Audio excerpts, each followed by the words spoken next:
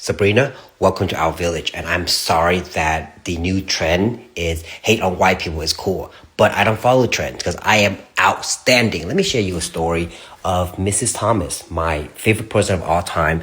And she was the one that taught me hard work will get you far.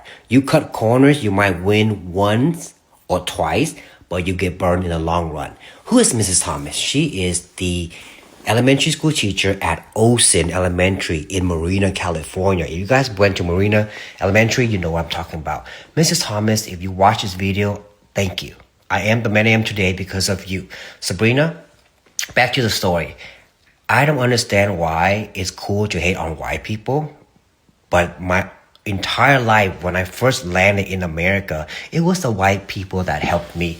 So I'm sharing back this story is because I love you, Mrs. Thomas. Thank you, thank you, thank you, thank you.